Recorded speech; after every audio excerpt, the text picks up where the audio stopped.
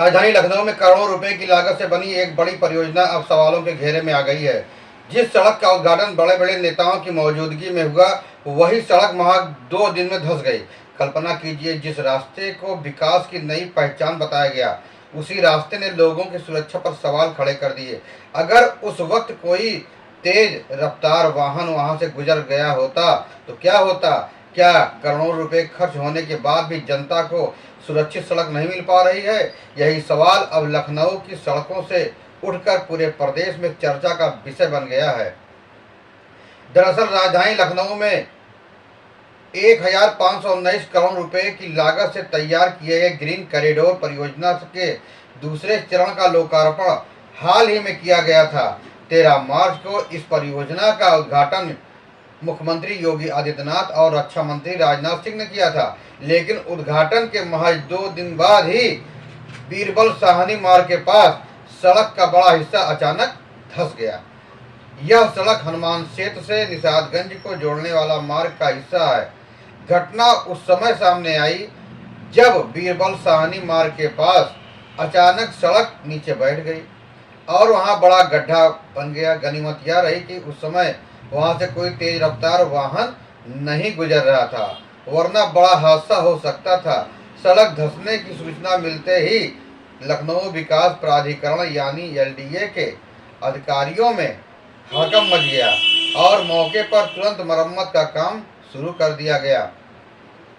निरीक्षण के दौरान अधिकारियों ने पाया कि मिट्टी खिसकने और सीवर पाइपलाइन में लीकेज के कारण सड़क धंस गई थी। मरम्मत कार्य में लगी कंपनी स्वेज इंडिया के कर्मी विक्रांत भटनागर ने माना कि निर्माण के दौरान सीवेज से जुड़ी समस्याओं पर और ज्यादा ध्यान दिया जाना चाहिए था।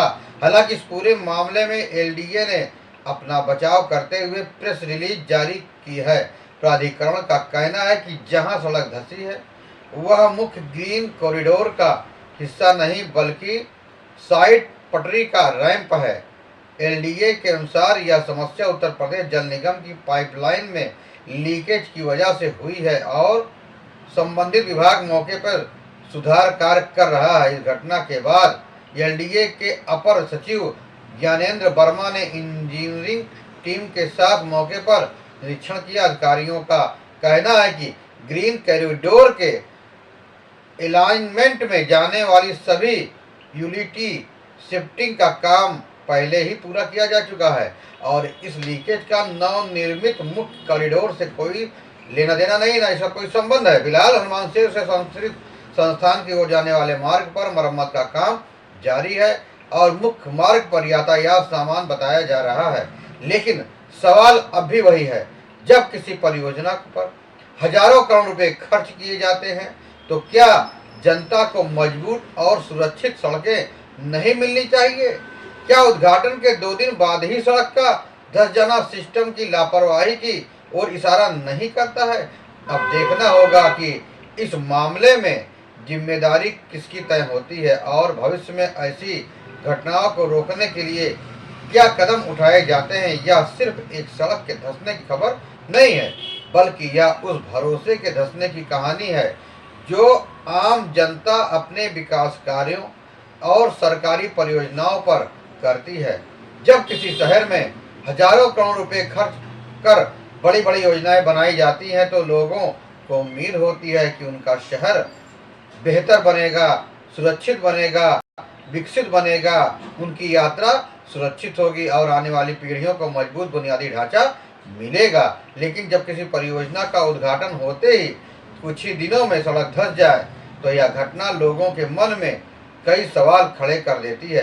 क्या निर्माण कार्य में कहीं लापरवाही हुई थी? क्या विभागों के बीच समन्वय की कमी थी या फिर जल्दबाजी में काम पूरा करने की कोशिश की गई? आम नागरिक इन सवालों के जवाब जानने चाहते हैं, क्योंकि विकास सिर्फ घोषणा और उद्घाटन से नहीं होता है, बल्कि उसकी असली परीक्षा जमीन पर दिखाई देने वाली मजबूती से होती है। अच्छी बात यह है कि समय रहते इन घटनाओं में कोई बड़ा हादसा नहीं हुआ और प्रशासन ने तुरंत मरम्मत का काम शुरू कर दिया, लेकिन यह भी उतनी ही जरूरी है कि भविष्य में ऐसी घटनाएं दोबारा न घटित हों। शहर की सड़कों पर चलने वाला हर इंसान, हर व्यक्ति यह भरोसा चाहता है कि जिस सड़क से वह गुजर रहा है वह सुरक्षित है और उस पर खर्च किया गया जनता का पैसा सही तरीके से उपयोग हुआ है। इसलिए इस घटना को एक चेतावनी की तरह देखना होगा कि विकास परियोजनाओं में गुणवत्ता और पारदर्शिता विभागों के बीच बेहतर तालमेल सबसे ज़्यादा जरूरी है।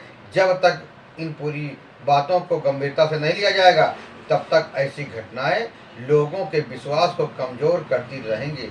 उम्मीद यही की जानी चाहिए कि इस मामले की पूरी जांच होगी, जिम्मेदारी तय होगी और आगे बनने वाली हर सड़क इतनी ही से ज़्यादा मजबूत होगी कि वह सिर्फ वाहनों पर बोझ नहीं बल्कि जनता के भरोसे को मजबूती से संभाल सके।